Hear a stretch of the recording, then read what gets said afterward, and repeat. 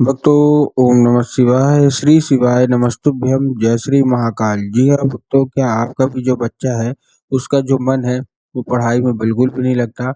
हम लोग बहुत ज़्यादा परेशान हैं कि आखिरकार हमारा जो बच्चा है वो पढ़ाई में लगता क्यों नहीं है। जब उसका आप बोलते हो पढ़ने के लिए तो इधर उधर के कामों में लग जाता है, कहीं घूमने चला जाएगा, कहीं खेलने चला जाएगा, लेकिन पढ़ेगा बिल्कुल भी नहीं। तो ऐसे में कौन-सा उपाय करें ताकि आपका जो बच्चा है वो अच्छे तरीके से पढ़े, अच्छे तरीके से आगे बढ़े। आज की इस मतलब मैं आपको बताने वाला हूँ इस वीडियो के माध्यम से कि आपको करना क्या है। तो बस उपाय ध्यान से सुन के अच्छे से करिएगा ज़रूर। अगर आपने आज का ये उपाय ध्यान से सुन के और अच्छे से कर लिया तो अवश्य रूप से आपकी जो कोई भी इच्छा है, जो कोई भी मनोकामना है, सारी की सारी इच्छा, सारी की सारी मनोकामना अवश्य रूप से पूरी होंगी ही होंगी। और आपका जो भी बच्चा है जिसका मन पढ़ाई में नहीं लगता, उसका जो मन है वो भी पढ़ाई की ओर लगेगा ही लगेगा। देखिए आपको भी पता होगा कि पूज्य गुरुदेव की जो कथा होती है उसमें लाखों की भीड़ होती है। कैसी भीड़ होती है? लाखों की भीड़ होती है। जब गुरुदेव की कथा होती है तो उसमें लाखों की भीड़ होती है। तभी गुरुदेव की कथा चल रही थी, आज से 4 से 5 महीना पहले की बात है। गुरुदेव की कथा चल रही थी और गुरुदेव की कथा में लाखों की भीड़ आई।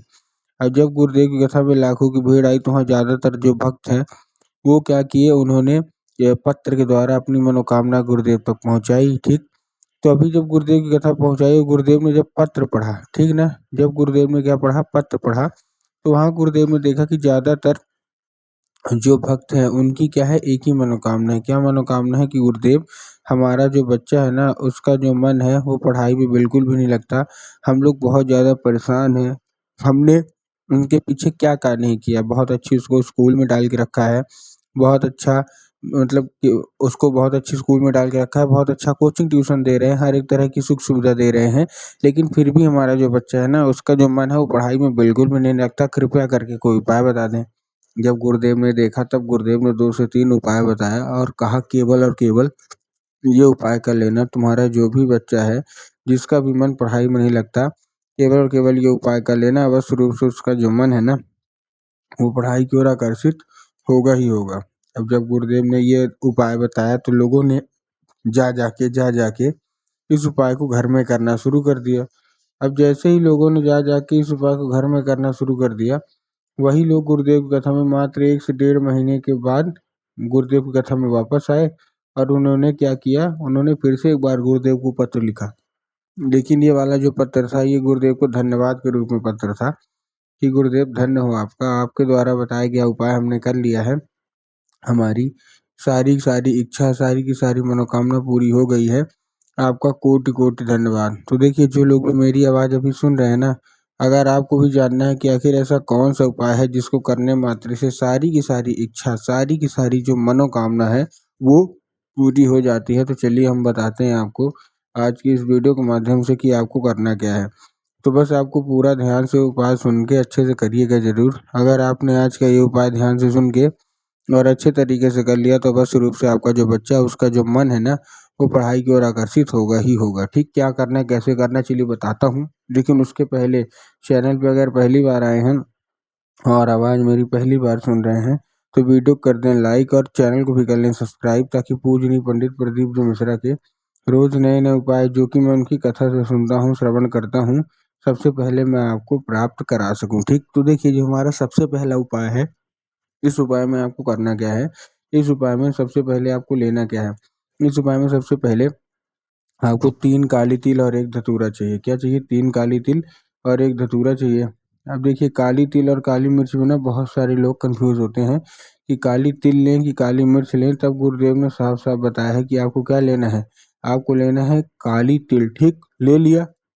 काली तिल लेने के बाद उसमें आपको क्या करना है, 1 धतूरा ले लेना है और अपने बच्चे के हाथ में देके उसको भेज देना है कहाँ, सीधा-सीधा शिव मंदिर। अब जैसे ही आपका बच्चा शिव मंदिर पहुँचेगा, शिव मंदिर पहुँचने के बाद आपको करना क्या है, जैसे आपका बच्चा शिव मंदिर पहुँचे, उसको बोलना है कि दक्षिण दिशा में खड़ा हो जाए और उत्तर की ओर अपना चेहरा कर ले।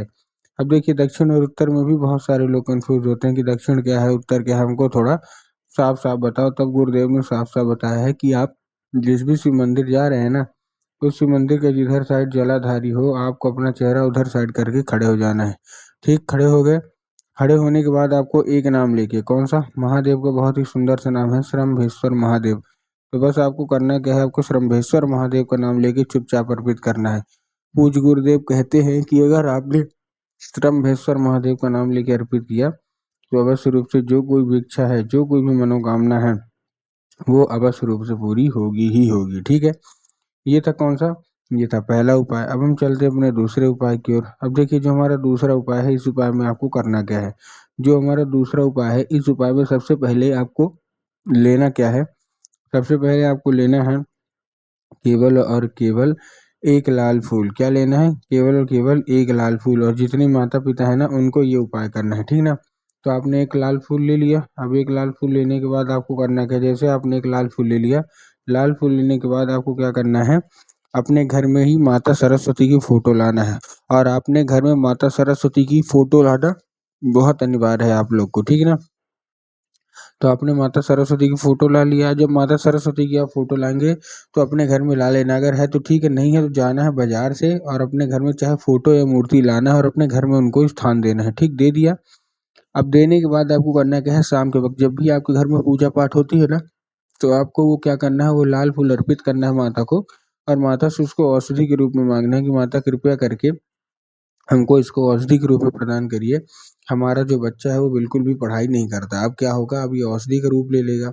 अब औषधि का रूप लेने के बाद आपको करना क्या है, जैसे ये औषधि का रूप ले लेगा, औषधि का रूप लेने के बाद इसको आपको लेके क्या करना है, उसी रात जब आपका बच्चा खाना पीना खा के अच्छे तरीके से सो जाए, तो आपको ये लाल फूल अपने बच्चे के मतलब सर पे 2 से 3 बार आपको फेर देना है। पूज्य गुरुदेव कहते हैं अगर आपने ऐसा कर लिया तो अवश्य रूप से जो कोई भी इच्छा है, जो कोई भी मनोकामना है, सारी की सारी इच्छा, सारी की सारी मनोकामना अवश्य रूप से पूरी होगी ही होगी। ठीक है, ये था हमारा दूसरा उपाय। अब हम चलते हैं अपने तीसरे और आखिरी उपाय की ओर।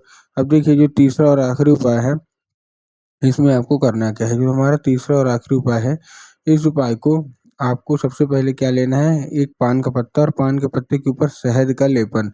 तो पान का पत्ता लिया, शहद का लेपन कर दिया। अब क्या करना है, जैसे ही आपने लिया, शहद का लेपन करने के बाद आपको क्या करना है, आपको चुपचाप वो लेके कहाँ पहुँच जाना है, मतलब बोल दीजिएगा शिव मंदिर पहुँच जाए। अब जैसे ही शिव मंदिर पहुँचेगा, शिव मंदिर पहुँचने के बाद उसको बोलिएगा कि माता शोक सुंदरी वाली जगह में अर्पित करें।